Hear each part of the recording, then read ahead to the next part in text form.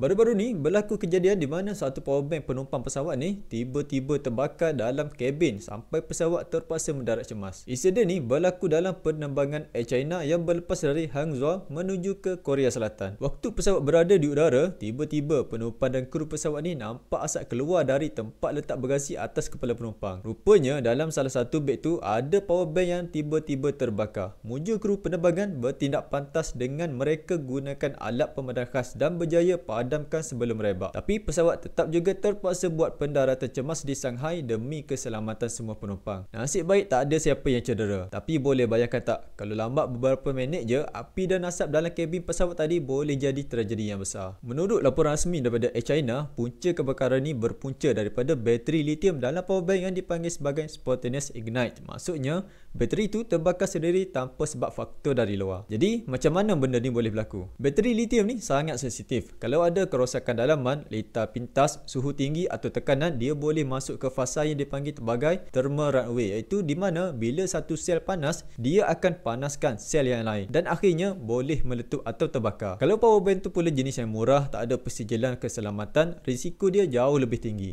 Di China sendiri, kerajaan dah haramkan powerbank yang tiada CJ3C ni dibawa naik pesawat sebab kes macam ni dah pernah berlaku beberapa kali sebelum ni. Apa yang kita boleh belajar daripada kes ni? Pertama, bila kita nak naik pesawat, jangan sesekali simpan powerbank dalam ruang simpanan atas kepala penumpang tu. Letak je dalam beg tangan atau beg galas supaya kita boleh pantau kalau ada yang mencurigakan tentang powerbank tu. Kedua, pastikan powerbank tu ada pensijilan yang sah. Contohnya CE, UL atau SIRIM untuk pengguna Malaysia. Elak beli yang tak ada label jenama, yang murah tapi tak diketahui asal usulnya. Ketiga, jangan guna atau charge powerbank semasa pesawat terbang. Bila pesawat tengah di udara, tekanan dan suhu dalam kabin boleh ganggu kestabilan bateri. Dan terakhir, pastikan kapasiti powerbank yang kita bawa tu tak melebihi had yang dibenarkan. Contohnya, kebanyakan syarikat penerbangan ada hadkan kepada 100 watt-hour ke bawah, iaitu biasanya sekitar 20,000 mAh. Jadi lepas ni, sebelum naik kapal terbang, semak dulu powerbank korang. Pastikan sah, selamat dan simpan dengan betul. Kadang-kadang langkah kecil macam ni boleh selamatkan nyawa satu pesawat.